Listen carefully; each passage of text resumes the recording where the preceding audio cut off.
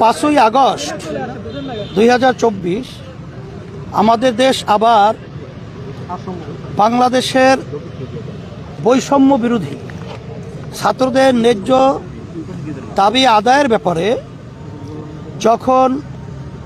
বিগত জালিম সরকার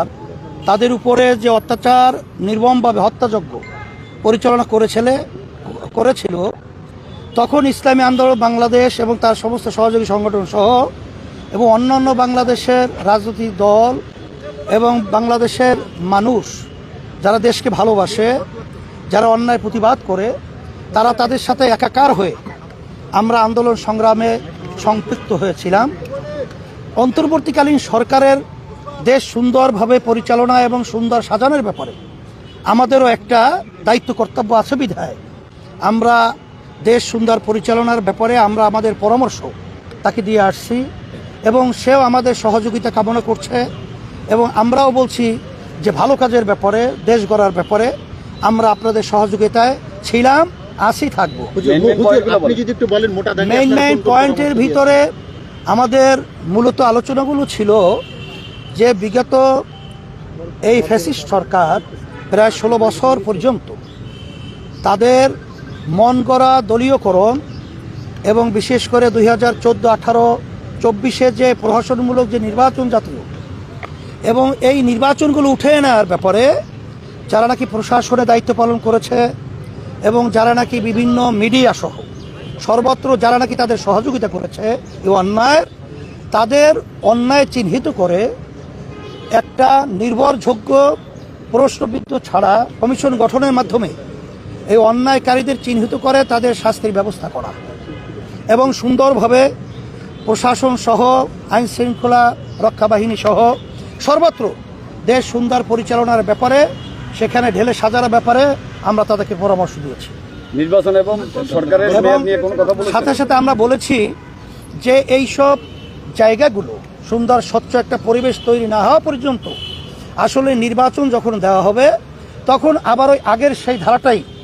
বাস্তবায়নের ক্ষেত্র তৈরি হতে পারে বিধায় আমরা বলেছি যে খুব শীঘ্র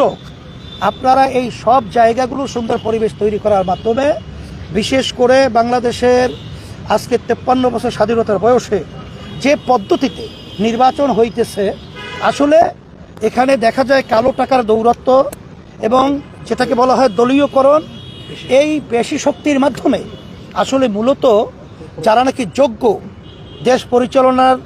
এবং যাদের দেশের প্রেম রয়েছে এই ধরনের লোকগুলো অনেক ক্ষেত্রে দেশ পরিচালনার দায়িত্ব পায় না। সেক্ষেত্রে আমরা পিয়ার সিস্টেম যে নির্বাচন, যেটা সব শাখার সব ধরনের সব মন মানসিকতার লোক এখানে সম্পৃক্ত থাকতে পারবে এবং তাদের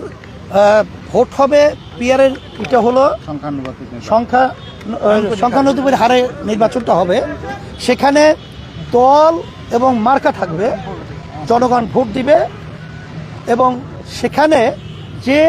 যেই দল যেভাবে ভোট পাবে সেই অনুযায়ী তাদের প্রতিনিধি সেখানে আপনার পার্লামেন্টে থাকবে, দেশ পরিচালনা করবে। সেখানে সবাই সম্পৃক্ততা সেখানে নিশ্চিত হলো, যার কারণে দেশ সুন্দরভাবে চলবে। এখানে কোনো আর বৈষম্যমূলক বা বিভিন্ন ধরনের নৈরাজ্য সৃষ্টি করার মতো কোনো পরিবেশ থাকবে না। এই আমাদের মানে আপনার কাছে একটা নির্দিষ্ট প্রশ্ন, সেটা হলো যে আমরা বলেছি নির্বাচনের পরিবেশ সৃষ্টি হওয়ার সাথে সাথে না আমি একটু বলি, সেটা হলো যে আপনারা এই নির্বাচনী পরিবেশ সৃষ্টির জন্য আপনারা এই সরকারকে কত সময় দিতে চান? মানে আমরা এখন আমরা বলছি খুব শীঘ্র। এখন আসলে এটা তো আমাদের হাতে না, আর এই ব্যাপারটা তো একদিন 2 দিন নির্ধারিত বলাও যায় না। তবে বলছি যে খুব ত্বরিত আপনার পরিবেশটা তৈরি করবেন। তবে আমরা রোডম্যাপ ঘোষণা করার জন্য বলছি যে নির্বাচনটা কবে হবে, সময় আমরা নির্বাচনটা কিভাবে হবে এবং কবে আপনারা কিভাবে করবেন একটা রোডম্যাপের ব্যাপারেও আমরা তাদের সাথে আলোচনা করেছি। সেই শব্দটা আমরা ব্যবহার করেছি খুব শীঘ্র শব্দটা। প্রধান উপদেষ্টা কি বলেছেন আপনাদের? হ্যাঁ, প্রধান উপদেষ্টা আমাদের এই পরামর্শে তারা খুব সাধুবাদ জানিয়েছেন এবং তারা বলছে যে অন্যায় প্রতিবাদে এবং সন্তুষ্ট হয়েছেন এবং এই প্রতিবাদে এবং বিশেষ সংখ্যালঘুদের বিশেষ করে যে দুর্গাপূজা সহ আসছে আমাদের সেখানে সহযোগিতা কোনো ধরনের নৈরাজ্য সৃষ্টি না হয় এ ব্যাপারে তারা আলোচনা করেছেন এবং আমরাও আশ্বাস দিয়েছি বা বলেছি যে 5ই আগস্ট যে বাংলাদেশে অভ্যুত্থান হয়েছে সেখানে কিন্তু ইসলামী আন্দোলন বাংলাদেশ সহযোগী সংগঠনগুলো আমরা কিন্তু তাদের মন্দির এবং তাদের জানমাল ইজ্জতের নিরাপত্তার দায়িত্ব আমরা